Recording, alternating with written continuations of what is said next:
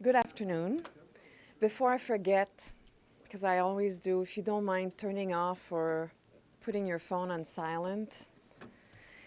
My name is Geneviève Zabriskie. I'm director of CREASE and of the Copernicus program in Polish Studies. And today I have the pleasure to introduce our speaker, Jana Kormina, who is professor of anthropology and religious studies in the Department of Sociology at the Higher School of Economics in St. Petersburg, Russia. She works on religion primarily, and her books in Russian include a monograph on rituals of departures of the military to the military service in late Imperial Russia, and two co-edited volumes titled Dreams of the Mother of God in 2006, and The Invention of Religion in Post-Soviet Russia, which is forthcoming. She has also published many chapters and articles in English on topics such as Orthodox pilgrimages, veneration of new saints, social memory, and charismatic Christianity in contemporary Russia. Professor Kormina, while based in Russia and working on Russian religion in Russia, is very much an international scholar. She has had fellowships at the Max Planck Institute for Anthropology in Halle. She also was a Fulbright Fellow at CUNY in New York, and she was most recently a Paternal Fellow at Penn State. And now she's currently involved in an SSRC-funded collaborative project on sensory spirituality. Today she'll be speaking to us on the political imagination of Russian Orthodoxy, national identity, and imperial heritage. We're very glad to have you with us. Please join me in welcoming her. And please note, I hope you noted our forthcoming attractions. Here, okay.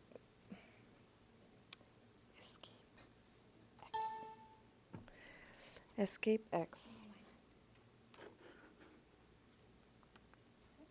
Okay. Slideshow from beginning.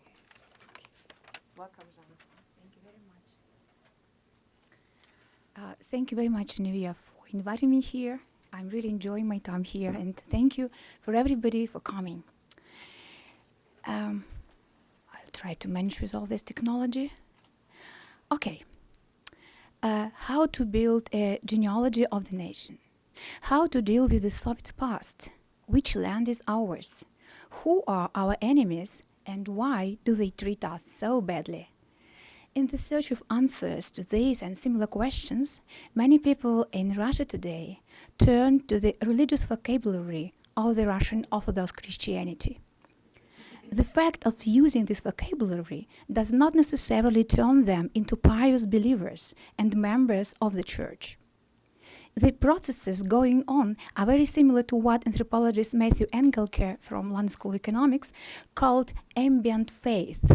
And I quote, something of both refusal and confusion on the ideas labeled by the three key terms in play: public, private, and religion. What is put in their place is this ambient faith, which in contemporary Russia takes forms of ambient orthodoxy.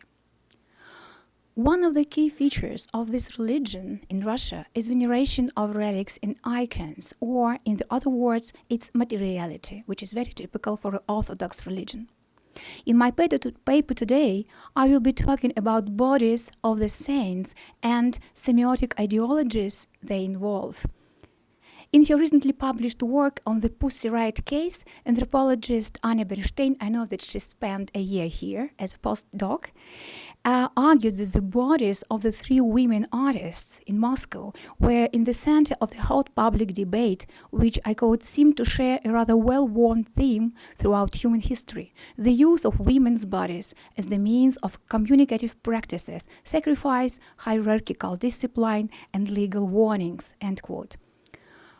We will see today that the dead bodies, not living bodies, and in Anya Bernstein's case, that the dead bodies, mostly male dead bodies of saints, are also used the same way as the means of communicative practices which help to raise questions of belonging, inheritance, and boundaries of the group. These dead bodies are also objects of desire, a deep desire for truth, trust, and something else. The saints I will be talking about are categorized as martyrs, the most ancient category of saints, so to say, saints per se, brilliantly analyzed by Peter Brown in his book The Cult of the Saints, Its Rise and Function in Latin Christianity of 1981. The martyrs are the saints who were persecuted for their Christian faith by the hostile state authorities of the empire where those Christians happened to live, originally by the pagan emperors of Roman Empire. The neo-martyrs or new martyrs are those who suffered from the hands of Turks, Muslims in the Ottoman Empire after the fall of the Constantinople in 1453 and through the 19th century. This is relevant for Greece and for Georgia too. There are also new neo-martyrs who were killed by the Soviet atheistic state in Russia and in Romania, for example. The most interesting thing, however, is not when and how these people suffered, but when and how and why these heroic deeds have been discovered to become a topic for public debates. In other words, why the history they represent becomes useful in a particular moment. Just to give you one example, in 2003, in Georgia, the Orthodox Church canonized 1,000 of neo-martyrs who were persecuted by the Turks in 17th century. But they are important for them right now. Obviously, the neo-martyr projects in Romania, Russia, Greek, or Serbia follow the clear logics of religious nationalism, when religion provides the people with a language that helps them to think about their nation or their ethnic group. This way, the martyrs suffered from persecutions in the Ottoman Empire help Greeks or Georgians feel the boundaries of their group, and of course cause the problems for those who are, say, Georgians and Muslims at the same time. In Nigeria, there is such a minority. However, the case of the Soviet Empire, broadly understood, is even more interesting, I would say. The neo-martyrs of Romania, for example, were killed by the Soviet atheists who are understood there as foreign invaders, although ethnically they were Romanians actually, and are localized in popular imagination outside of the nation. They are the people who do not belong to any nation, so to say. The Russian case is probably the most complicated one, as there is no way to localize the persecutors outside of the nation. Today I will tell you about 3 attempts to introduce martyrs into the ambient Orthodox faith of post-Soviet Russia. As anthropologist, I am more interested in perception of these projects by the people from the street, who vote with their feet. That is, either participate in practices of veneration of a particular saint by making pilgrimages, praying, buying icons, receiving healings from these icons, or not. I will also demonstrate that bodies of new martyrs are absolutely crucial for their veneration in many different ways. From the late 1980s through the 1990s, the Russian Orthodox Church, like the rest of Russian society, was enthusiastically involved in the process of rewriting Soviet history. The Church reproached the Soviet state for its militant atheism and especially for the murder of priests and devoted believers during the Civil War of 1918-1920 and Great Terror of 1937-1938. Like many post-Soviets, Orthodox historians started doing research in the newly opened archives in order to write KGB archives, right? In order to write the tragic story of state-church relations during Soviet times and to rehabilitate those brothers in faith and sisters in faith who were killed or who died in Soviet prisons and camps. Paradoxically, or maybe not, in this search for martyrs, secular logic predominated. Those believers who caused death of others by mentioning their names to the Soviet persecutors when they were in prison would not deserve canonization. And many of those believers who suffered for their faith were not canonized because they caused deaths of other people. So whereas the pure religious logics, they would, following the pure religious logic, they would just help them, those who died, to become saints. Okay. The result of this archival period for the Orthodox people in Russia was the mass canonization of so-called new martyrs and confessors of Russia. In these canonizations and the public discourse surrounding them, the Soviet period is conceptualized as the Russian Golgotha, or Calvary. As one Orthodox historian, Olga Vasilyeva, writes, hundreds of thousands of innocent people were killed in the years of unprecedented persecution of the Church. For a period of long decades, Orthodox Russia was on Golgotha. The light of the sacrificed love of the new Orthodox martyrs, confessors, and pravidniki shows to those who live today the path to salvation, as due to their suffering for Christ, we gain the possibility of the church life.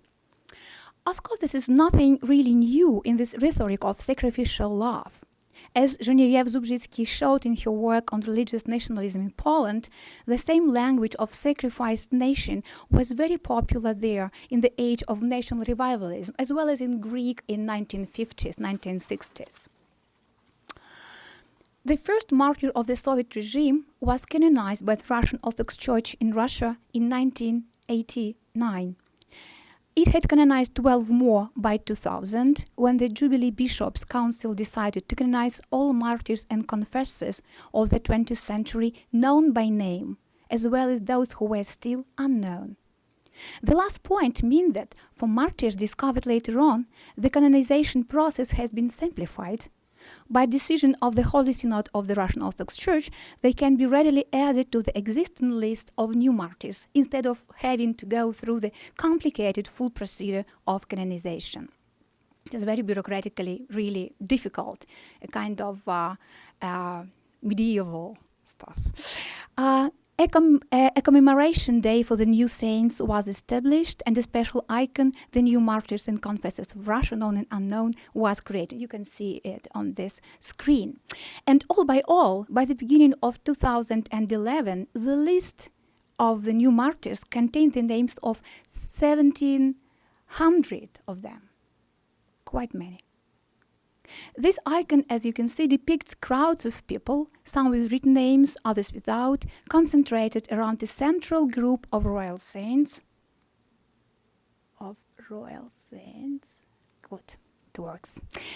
Russian Tsar Nicholas II, his wife, and 5 children killed in Yekaterinburg by Bolsheviks in July 1918. Despite the efforts of those representatives of church intellectuals who organized the canonizations, the new martyrs have not become objects of popular veneration. In other words, their materiality does not work. The icons do not reveal the potentiality of wonder work, and their burial places have not become sacred sites attracting pilgrims. As one woman who organizes pilgrimages in her parish in Moscow region complained to a secretary of the Commission for Canonization, Father Maxim Maximov, after his lecture about new martyrs, I quote, "Our people don't want to go on pilgrimage to Butova." I will explain later what is it. To commemorate, literally to venerate to the memory, or почитать память, the new martyrs. Father, how can you explain this? In his reply, the priest offered no explanations, actually. Instead, he advised the pilgrimage activists to learn more about the deeds of those who is buried there and tell people the heroic stories of resistance to the Soviet state and serving to the church. In other words, the very veneration of the saint for him means the knowledge of the martyr's biography, where the narrative of suffering and resistance takes a central place. However, for the believers, like these pilgrims, veneration of the saint means dealing with his body. The new martyrs, with few exceptions, have no individuality and materiality of bodies and graves. Butovsky polygon, which I mentioned, literally the Butovo shooting range, mentioned by the woman is a huge mass grave for those 20,000 killed there in 1937 and 8, including 1,000 of clerics, 300 of whom have been canonized. All of them are buried in the mass grave. There is a church dedicated to the new martyrs and confessors of Russia, opened in 2007 in that particular place, but people who visit this church, they do not light candles in front of the icons of these new saints. They prefer old saints, or such saints as Ksenia the Blessed of St. Petersburg, or new Moscow Saint Matrona of Moscow. They do not pray them, they do not ask them for something, they do not treat them as their protectors, they do not communicate with them. The saints lack the materiality that is so crucial for popular veneration. As Peter Brown argued in his book, such materiality is closely connected to locality, that is, to the place where the holy remains are kept, and where the community that builds a kind of spiritual kinship with the local saint exists. And actually, this was an idea of those people who initiated this canonization of these new martyrs in Russia. They wanted every part of Russia has its own saints. It would be great. Every small town has its own saint and venerate it and build its continuity idea with pre-revolutionary Russia through these saints. But the idea just doesn't work.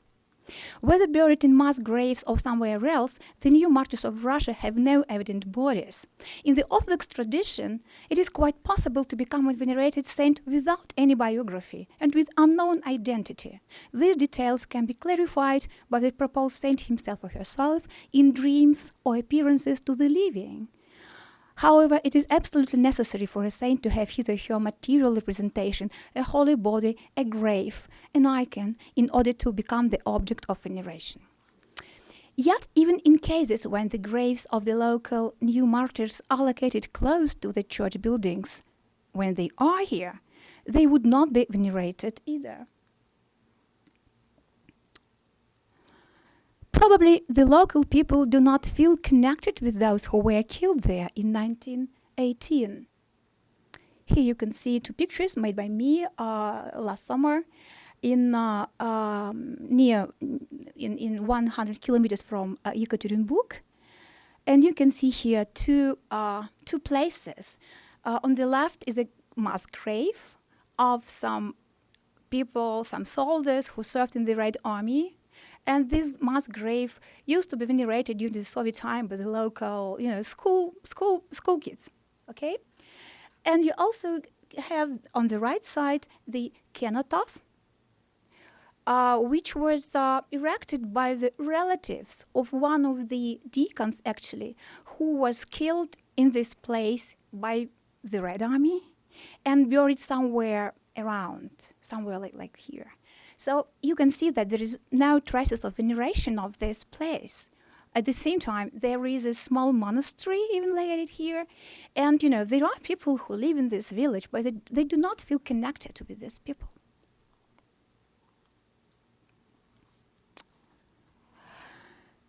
In some way, the post-Soviet Orthodox necropolitics is opposite to the one described by already mentioned Anya Bernstein in her work on Buddhism in Buryatia. Instead of treasure hunt connecting people with their land, the New Martyrs project aimed on a very different activity of rewriting history. In a way, people created their belonging through shared temporality or historical narrative rather than through space and place.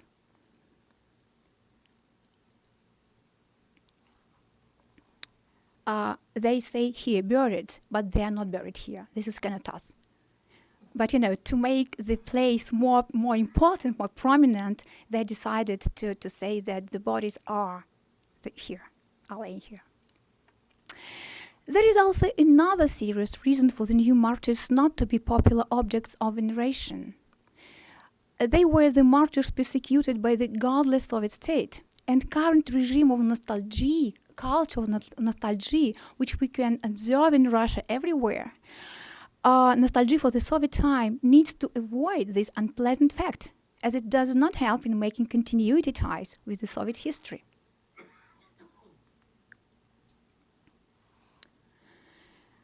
One can say that the ideal neo-martyrs were the Romanovs, Russian Tsar Nicholas II and his wife and 5 children killed in Yekaterinburg by Bolsheviks in July 1918. They were canonized by the Russian Orthodox Church abroad, first in 1981. Their canonization by the Russian Orthodox Church in Russia was one of the crucial points in the negotiations between the two churches about reconciliation, which happened in 2007. However, the Russian Orthodox Church of Russia did not canonize them as martyrs because, as the Canonization Commission concluded after long and tense debate, they had not suffered for the Orthodox faith, but for other political reasons. In the result, they were canonized as passion bearers. Quite strange, actually, thing. There are very few saints of this kind. And it was made to great dissatisfaction of prominent minority of pro-monarchist right-wing believers. In church tradition, passion bearers are saints who were tortured by fellow believers and compatriots rather than by those who persecuted Christians as martyrs. Their religious deed is to have endured suffering and faced death in a Christ-like manner. Yet, though the royal family was not canonized as martyrs in Russia, the discourse surrounding their canonization in the 1990s presents them as exemplifying all new martyrs. You have here 2 very different icons. To the left is a canonical icons, which was first made, I believe, in the Russian Orthodox Church abroad. And to your right side, you have an absolutely non-canonical icon, which you still can find in quite many places in Russia. I will give my comments on these icons a little bit later. Okay.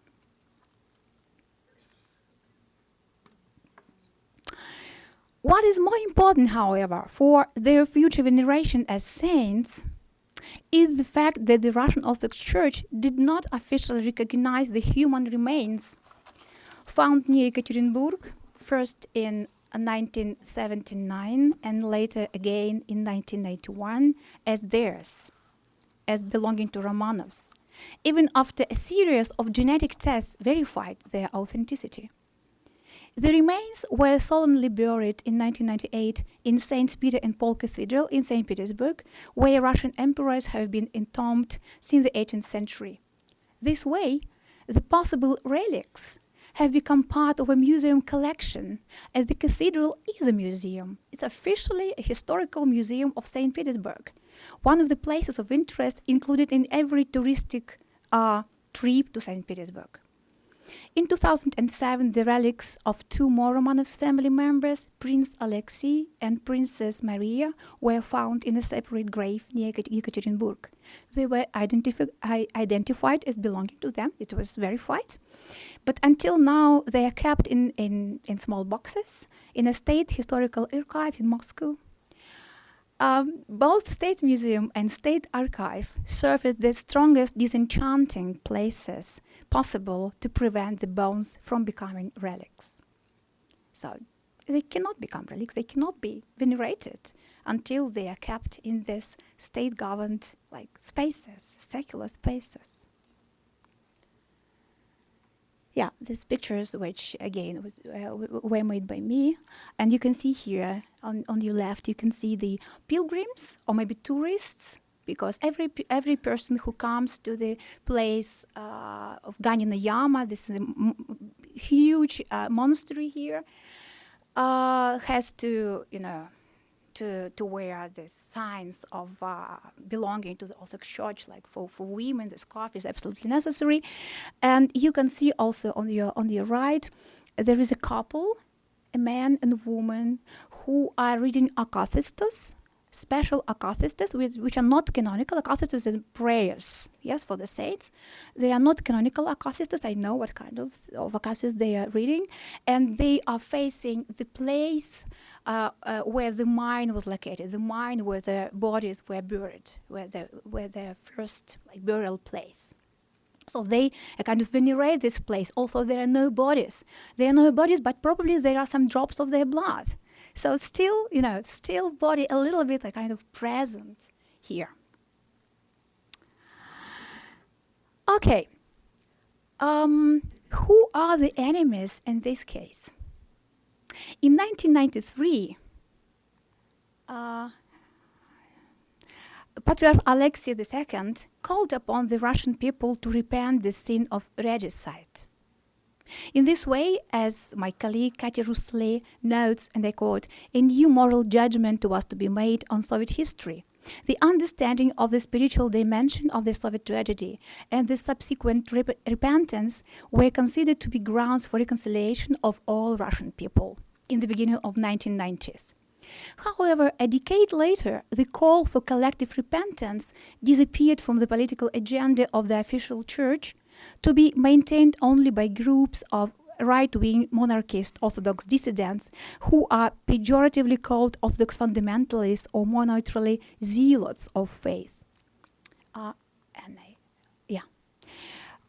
These people insist that Nikolai Romanov be canonized as martyr, but they go even further. For them, Nikolai is the redeemer, Искупитель, who by his death expiated the sins of the Russian people, of the Russian nation, in the same way as that Jesus Christ did for the whole of mankind. Although the Church denounced this way of venerating new saints as a heresy of Цари which means veneration of Tsar as God, it failed to stop the activities of these Orthodox dissidents. Icons and other images of the emperor depicted as a redeemer can be found in many parts of the country. One underground icon known as Zelos sacrifice depicts the head of Nicholas II as in a Eucharist vessel. The zealots insist that this crime was a ritual murder committed by the inner enemies, like Jews and Masons. Yeah.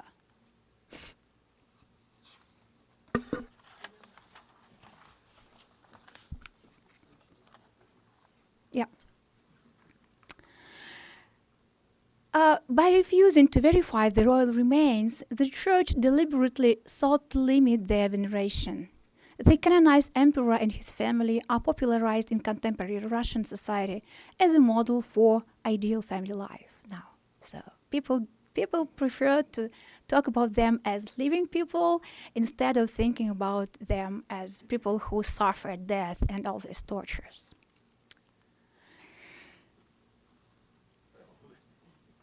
One could probably conclude from my previous talk that the martyrs are always the projects initiated by the church elites.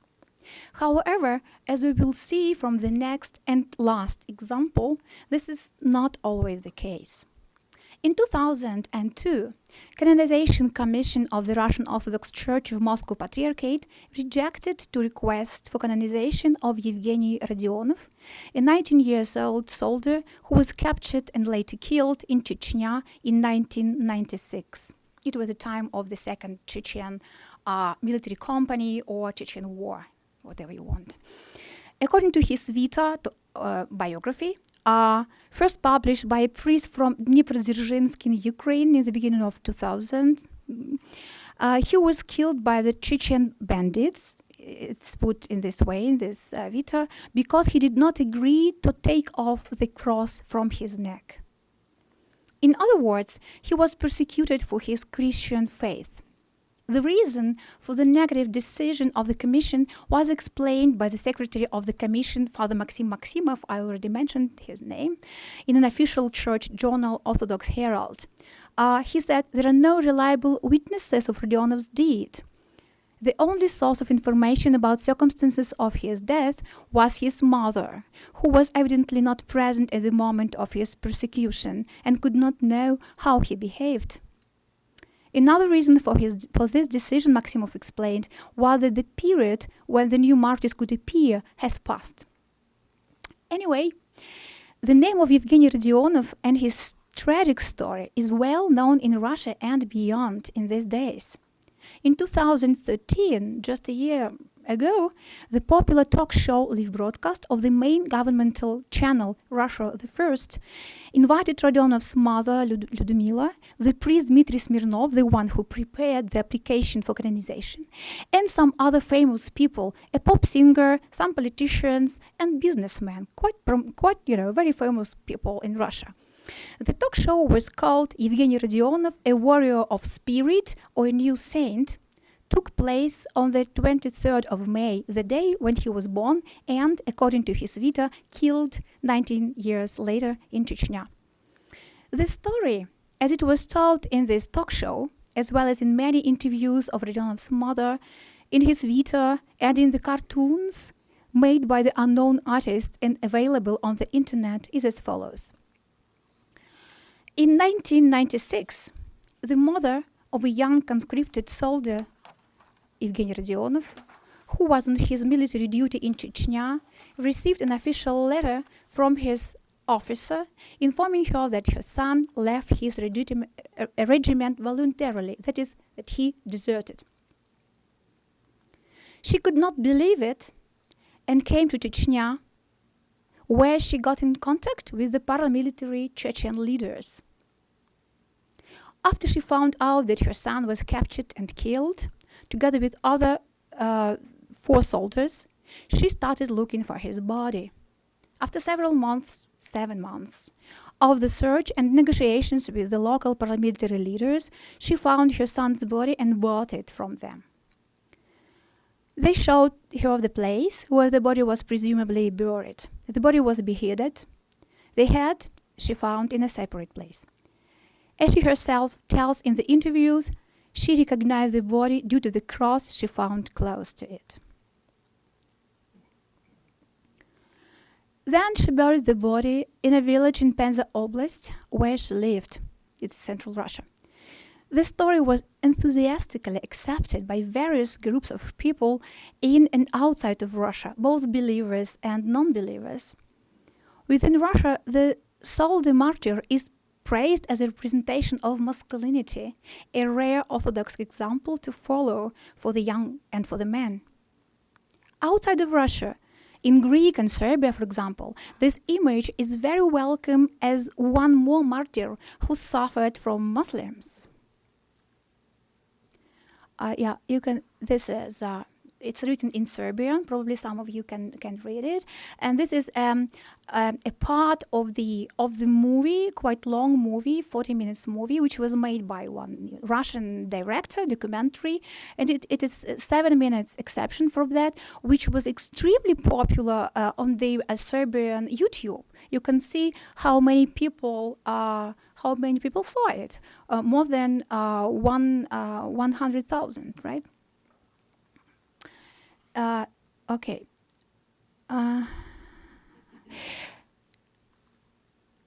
Icons of these martyrs have appeared. Several chapels have been built. This is Vita of Rodionov, special edition for children, because he is promoted by different people as a hero for kids, because kids need somebody to follow. And in this way, he resembles very much the Soviet young heroes who were killed during the Second World War and who were used in pedagogy of patriotism in the Soviet schools. And on the right, you can see that actually the first chapel, the first church, which was built in honor of Evgeny Rodionov, was built in Kharkiv, Ukraine. And the person who wrote and published his Vita, he was from Ukraine too, which just shows the so-called Russian world. In May 2014, there was information on the internet that one of the paramilitary groups in Donetsk claimed Evgeny Rodionov their heavenly protector. Some teachers in schools take his story as an exemplar for the kids. One teacher in Moscow suggested a lesson where the death of Rodion, with all these details, with head and body and how mother was looking for him, the lesson where the death of Rodionov is told to the kids of age 9 to 10. The lesson is named, "They did not betray their motherland." Martyrs are the saints who mark the border of the collective of people connected as members of the same kinship group, which have common symbolic ancestor. It is also a way to locate the enemy of this group of spiritual relatives. In most cases, in Russian case at least, the enemies who killed the martyrs are not blamed for this. In Christian logic, they participated in implementation of the God's will, the enemies, to reveal through the suffering of the martyrs his presence in the world. In other words, they are not the victims, they are the winners. Making of the neo-martyrs the victims of the Soviet regime, the Church paradoxically blocked the very possibility of their popular veneration as saints. So not only the absent bodies matters, but this is also important. The Russian Orthodox Church rejected to canonize Rodionov as he was hardly a believer. He was like most people from the street, did wear a cross on his neck and did not go to the church. However, the apocryphal story about his rejection to take off his cross in the face of death makes him a saint and a hero in the eyes of many.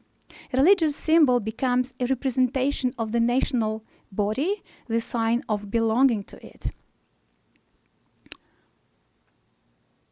The Church needs new, up-to-date saints who would be recognized by believers as desirable ethical models. The boundary between believers and non-believers, religion and non-religion, in contemporary Russia is very unclear.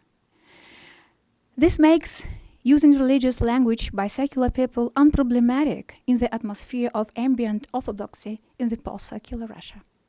Thank you for your attention.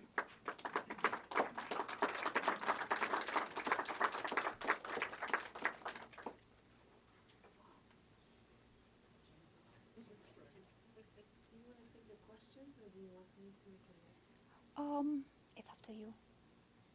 Well, we have time for questions, so.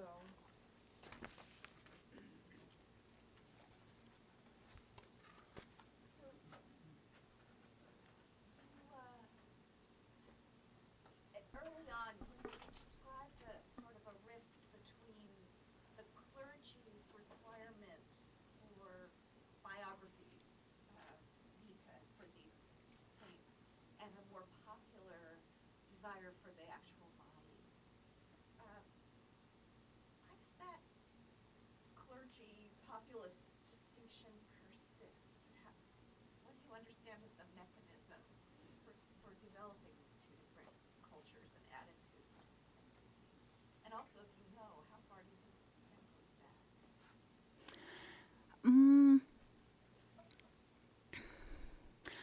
Actually, I think that, well, for the Church, already in 19th century, the so-called popular religion was a religion of uneducated peasantry, those people who, practice magic rather than doing religious things. And the new priests, the new church, in 1980s, 1990s, they believed that they now have absolutely new church and new people, educated, well-educated, and like conscious, and those who can follow the right religion in the right way. So they do not deny materiality of religion, not at all. But they insist that the biographies are more important than the bodies. So they themselves, of course, they also go on pilgrimages to some places. The priests and the hierarchs of the church. But in the case of the new martyrs, when they started this project, it was a historical project, really.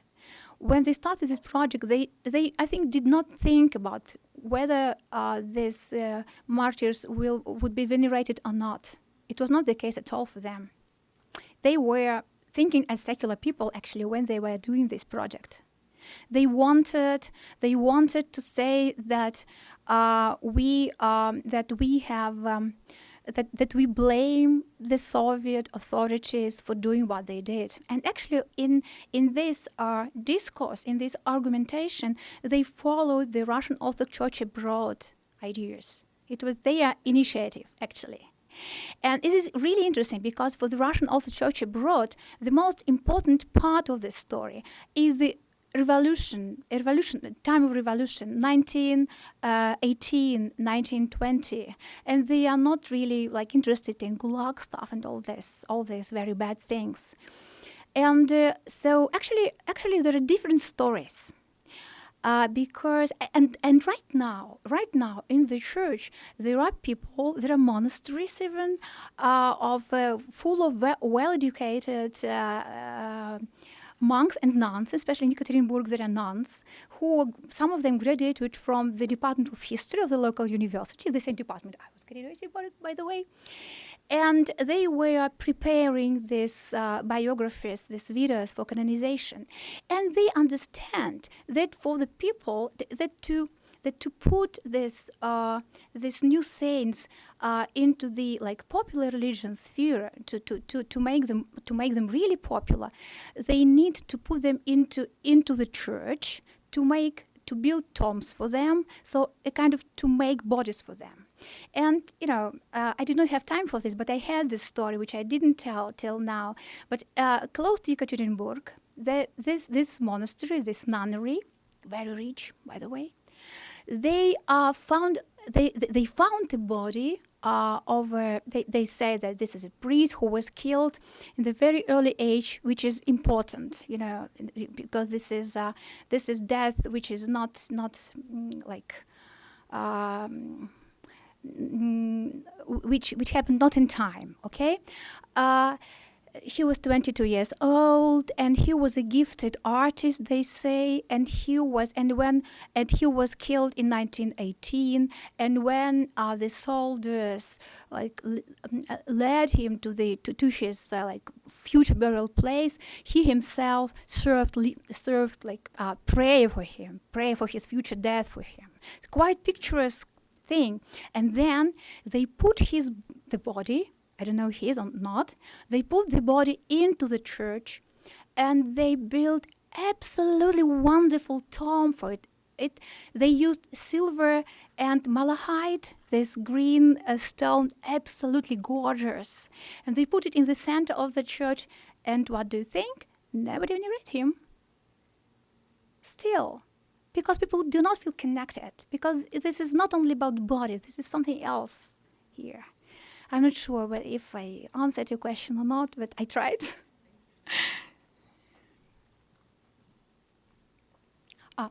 Okay, please. Thank you for such an interesting talk. In some ways, it seems that this is to some degree a reiteration of very familiar tension between popular and official practice in Christianity, especially in Orthodoxy, and more especially in Russian Orthodoxy. I remember reading somewhere, sorry, it's very unacademic presented, that one of the problems with the new martyrs was that maybe the church had made some mistakes, that some of the new martyrs, subsequent information from the archives seem to suggest, may have, for example, renounced their religion under torture before death, in which case we should be praying for them rather than to them, the Orthodox would argue. So this whole process seemed to be, according to what I read, slightly problematic anyway, which calls the status of the entire body of new martyrs into question, I think, for an Orthodox believer. And then something else occurred to me as I was listening to your talk. I'm sorry, this is not a historian of the church, not a historian at all. Maybe this is a very, very amateur observation. But, the textbook version of Orthodoxy in Russia is that there can't be any martyrs for the faith, so we have to have martyrs in the faith. So that's how we're all taught as students of Russia about Boris and Gleb, Philotas' ideas about kenoticism and so on and so forth. That there is a special kind of sanctity that's characteristic of Russian Orthodoxy, which is partly a consequence of Christianity coming late to the East Slavs, and it becoming an official religion very quickly, so you can't be persecuted for being a Christian in what is already a Christian state. You need martyr saints, hence the model of Boris and Gleb and subsequent Russian saints. And of course the new martyrs don't fit that, because they have been persecuted for their faith in a way which is very, very familiar throughout the Christian world, but not characteristic, it seems to me, of Russian Christianity. Whereas Evgeny Radion, for all of his oddity, does sort of fit a Russian model, not of a martyr for the faith, but of a military saint.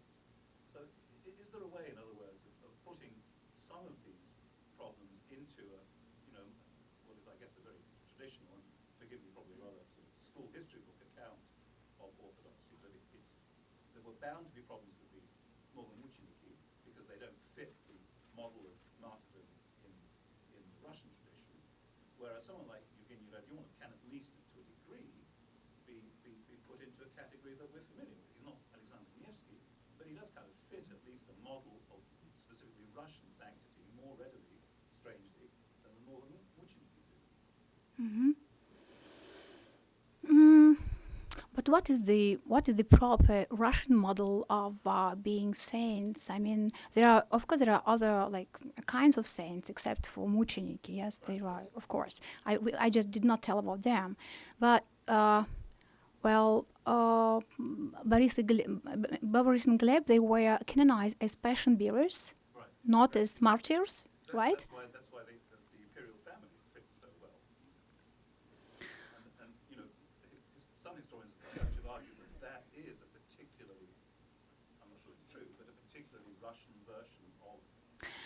Yeah, but still, it depends. You know, I tried to a little bit to tell about this, but maybe I was not very clear. But that Russian Orthodox Church abroad, they canonized the royal family as martyrs. For them, this is not a question at all because they understood what was going wrong and where is the boundary between us and them.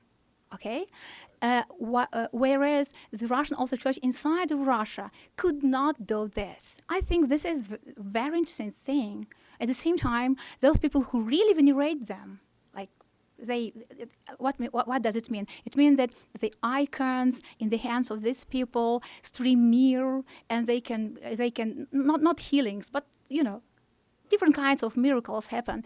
They also insist that they are the martyrs. So I understand, this is a kind of culturological explanation, but I think that maybe we should not take it for granted and try to understand why it works in this and that way. I agree, but one, the Russian Orthodox Church abroad is in a completely different position. It's after all abroad. Sure. So those definitions of us and them become crystal clear. Yeah. They're in a completely different position from what is the national church in a process of constant negotiation with the state, which is true of all national churches. And then, sorry, I lost track of my other this one. Oh, and the cult of the Imperial family. I mean, I've seen sort of Dr. Nauk buying with no particular investment in Orthodoxy, buying icons of the Imperial family. So it seemed to me, at least, as a casual observer, rather widespread and to be not specific to a particular political interest. Absolutely, and I'm not sure about political interest and moods, but I believe that those people who can buy those icons, they cannot be churchgoers.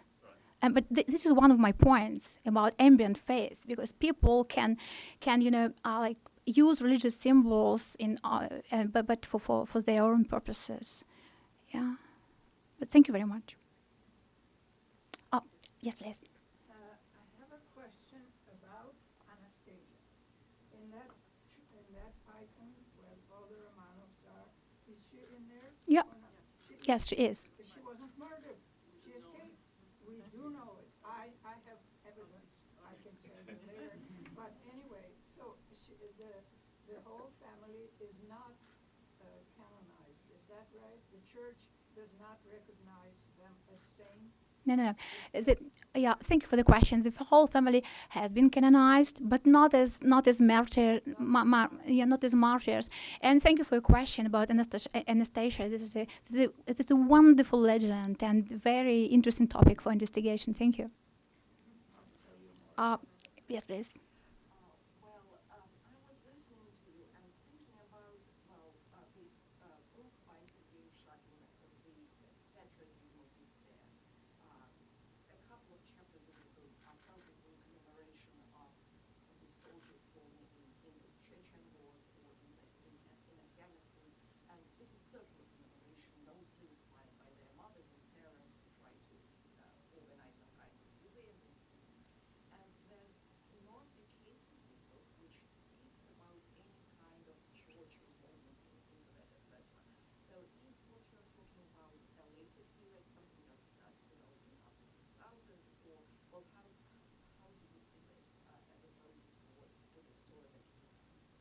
good question. Thank you. I have to confess that I don't know. Probably this is because of Sergei's angle. Maybe he did not notice something, but probably this is a new development which started. Yeah, he writes about the 90s. Probably this new development which happened in 2000. But actually, when this Lyubov Rodionova started her search and all the things, she in the beginning she collaborated with these groups of soldiers' mothers. But in her current narrative, it just there are no traces of it at all. You know, now she produces the only narrative which is in that Vita books. Yes, so she herself, she's not a believer. She's not a churchgoer. Not more than all the people on the street, but her story was accepted as as something which was in need at the time. And I want to stress it again that, and from the point of view of the Orthodox people and Orthodox sympathizers, if you want, this image of Evgeny Rodionov is very much in need, because this is about masculinity, and the church needs this kind of images. There are many women and not young men to as exemplars, right? So yeah, thank you for the question. Yes, please. And then you. In terms of the kind of popular reception of this, did the Soviet period, you think, accomplish a kind of conflation between the notion of martyrdom for the religion and martyrdom for the Russian land and the Russian people by borrowing much of the iconography of Orthodox martyrdom and then applying it to communist heroes of all kinds, and often in stories that are very close to certain saints' lives, other than the fact that it's a Bolshevik who's martyred, that they kind of blurred this boundary, so that now it's very easy for people to accept the idea of sort of martyrs for the Russian land, which all of these military heroes would be, and give it a kind of religious cast, even if they're non-believers. There are certain features. It is us and them, etc. This is an answer to your question, actually. This is a Last Judgment Day, the wall painting made several years ago in one of the churches in Yakutsk. Okay, and you can see here this guy Evgeny Rodionov, because you can see this trace. Yes, on his neck, that he was beheaded with cross, like Jesus Christ. And you can also see a lot of different heroes from different times, including, look at this, including the Soviet, so to say, martyrs. They are included into it.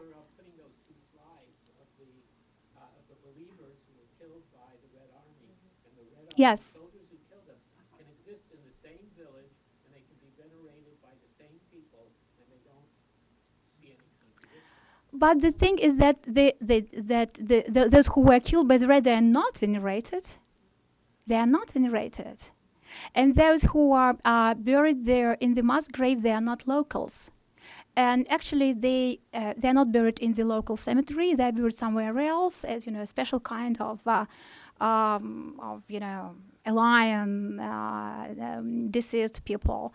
So yeah, but this I really like this picture. It says a lot about this ambient orthodoxy in contemporary Russia. Who is the figure there?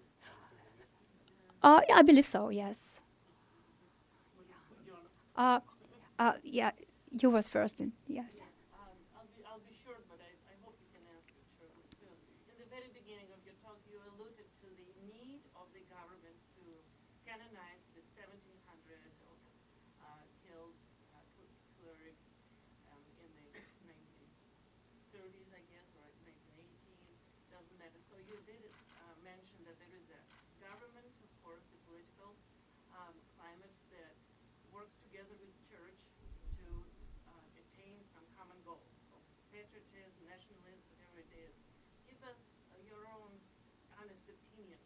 How much the church brass, the officials of the church and the government, Putin's in this case, of course, are connected and working together from the standpoint of your, as a scientist and Mm-hmm. academician maybe, or a civil society in Russia, and from the standpoint of the majority of the church body, Mm-hmm. Yakutsk, Yekaterinburg. Is there a rift between the body of the believers and the heads of the church and the general population and the government? How would you say, do they have a common goal? Okay, I understand your question.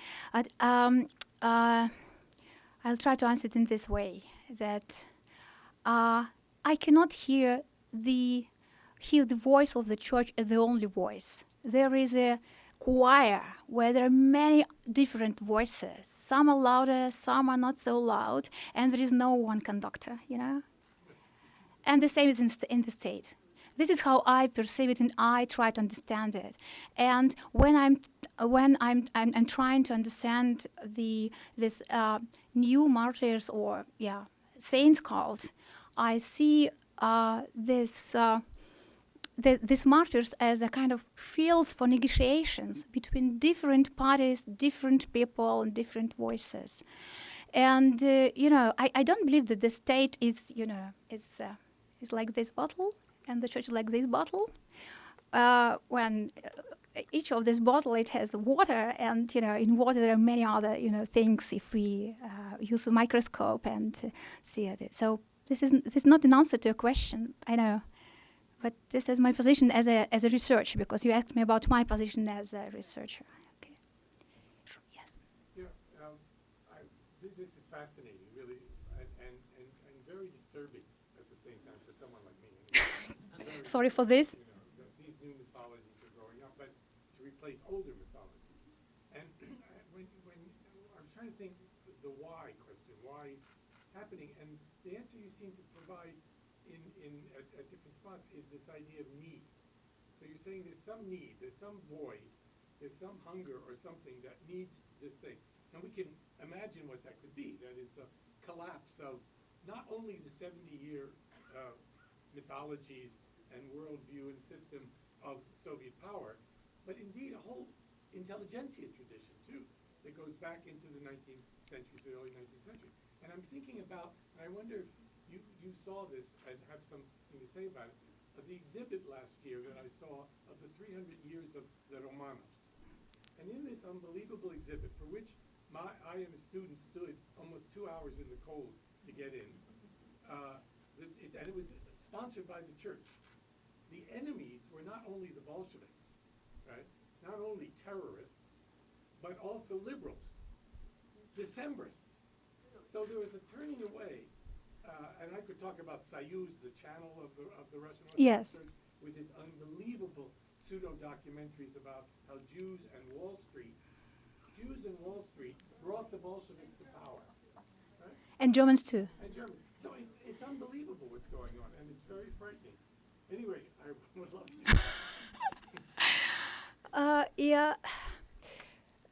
What we have in Russia, but not only in Russia, actually, is this conservative turn, actually, in politics and in everyday thought of people. And people, intelligentsia, well, I don't know. I don't know how to answer your question, actually. But the mythology, it's really very interesting, very fascinating how the mythology is created. And I can mention another exhibition. There was no line to this exhibition. Not many very people wanted to visit it. It was an exhibition which was sponsored and organized by the Russian State Archive in Moscow and Russian Orthodox Church abroad. And the name of this exhibition was «Следствие длиною век». Investigation lasted for the whole century. And it was the exhibition telling about investigation of this Romanovs remains. they were just documents, conclusions of experts, and documents of those people who found the burial places and all the things, very, made in a very scientific way. Very few people were interested. And the organizers of the exhibition, they put the книга отзывов, the book of how you call it? Book of responses, which I read, of course. And those people who wanted to write something, they were those who were not agree with the version of Russian history presented in this exhibition. They said, okay, but where are the Jews who killed the Tsar? What about the ritual murder? Why do you want to hide the truth from the people? Come on. So, there is mythology which is making now. It's something very impressive, and the most impressive thing is how uncritical people are about it.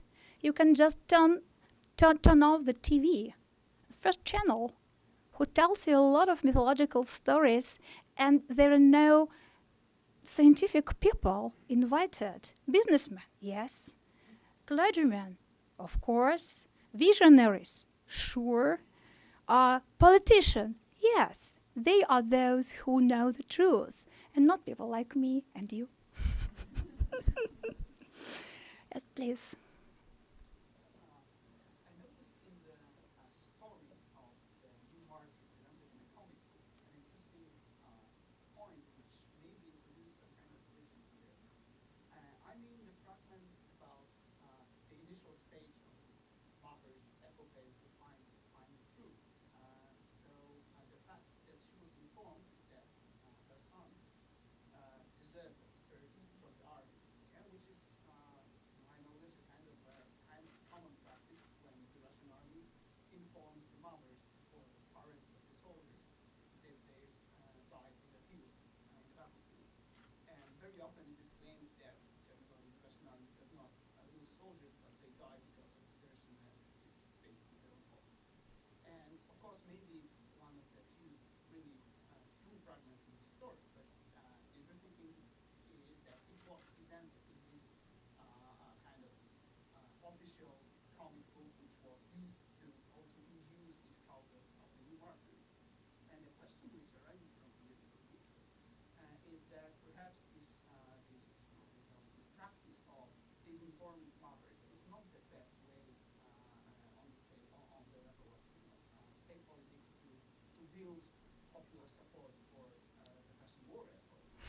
And if it was presented in this way, how it works in this vernacular religiosity and vernacular cult of new martyrs, and if there are, for example, to some extent, also a contentious climate against the state, because Russian mothers probably are. It's a very good question.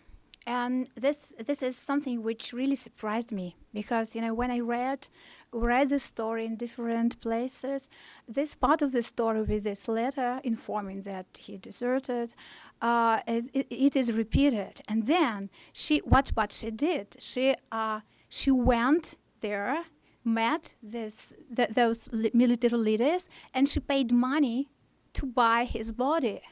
She herself, not the state, not nobody.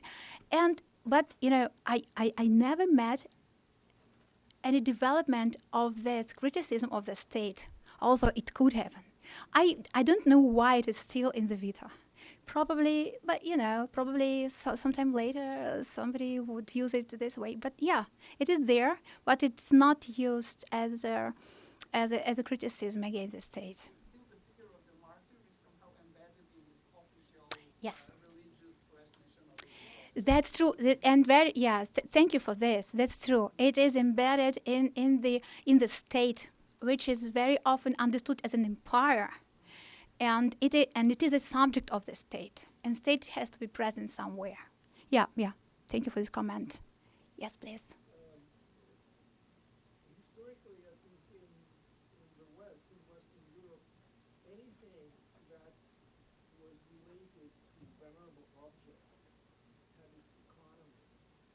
So a church, at least in some points, a church that had no relics was bound to remain a poor church because it could not generate any income. So I'm wondering whether there is any kind of interesting economy around this. You showed, for instance, these children's works, or these pictures. Are they mechanically reproduced, or are they originals, or what is this? Is there anything interesting to say about the economy of this? Also, the whole hierarchy, the whole, it interfaces also with the church kind of authority. If anyone could open a place with relics, it would have probably affected the economy of the church. So the church needs to be in charge of, at least in the West history. There are these aspects. Yeah, of course. Of course, the saints and their remains, they can be very expensive. I mean, not in the very technical way, but not in the case of martyrs. Like in case of say Matrona of Moscow. I did research on her veneration. She was she's a saint who lived in the Soviet time. She was blind and paralyzed woman who was visited by people to pray together. And this is a legend that Stalin himself visited her to get her blessing for victory in the Second World War. This is, of course, a legend only. But when she was, then in the beginning of 1990s, some small monasteries outside of Moscow, nunnery, started collecting memories of this particular saint. She died like 40 years before that, and they started venerating her grave and all the things. And then the important Moscow people, important priests in Moscow, they understood that the people needs this kind of popular saint whom they would approach and ask in their everyday needs. They took the body from the cemetery and put it into the monastery in the center of Moscow, metro station Taganskaya, and now this is a huge veneration of the saint, just huge veneration. Actually, Matrona of Moscow can compete, I think, with Vladimir Putin at some point, because you can find her in every Orthodox church throughout the world, and people, even in Georgia, just after the war, the short war, I've been there, and I found Matrona of Moscow in the church, and I asked my Georgian friends, "Don't you feel anything, strange about having this Moscow diplomat representative in your church?" They said, "No. Churches do not struggle with each other," which is good. So this is an answer. But in case of martyrs, it doesn't work. Probably there are too many of them, Yes, please. Thank you for a wonderful talk, very engaging presentation. And I was thinking about this resistance. I was thinking about the resistance from everyday people to accept, embrace, and recognize the new martyrs, the new saints. My question is, don't you think it's a traditionalist resistance to this neoliberal, capitalist move on the side of the church? It's almost like too many choices.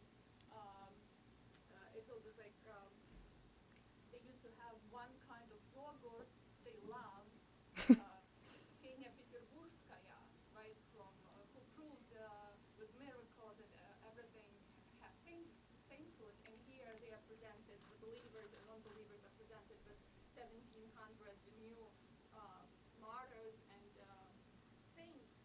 And it's like 1,700 new kinds of yogurt, impossible to make a challenge. Yeah, I see. Yeah. So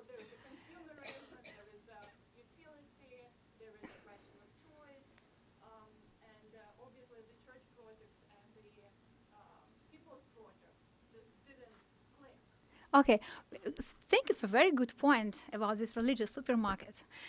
And actually, I don't think that this is how it can be explained because when um, you know there is choice. When you have a particular problem, you go to a church shop, церковная лавка, and ask the elderly person who works there for nothing how for example I have a child who is not doing very well at school. What can I do? And she would recommend you what particular icon to pray and the saint who is behind this icon to pray. If you have, I don't know, cancer, you would pray to another particular icon. So there is this kind of choices.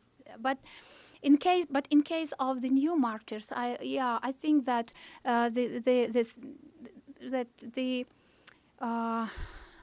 the fact that there are too many of them, maybe it does not help for veneration. And as I just said, what those who want them be venerated do, they try to make them different. They put one or two of them and try to tell special story, to build special tomb, to place them in a special place. So to add individuality to them, to make them persons. Yes. Thank you. Yes, please, Sarah.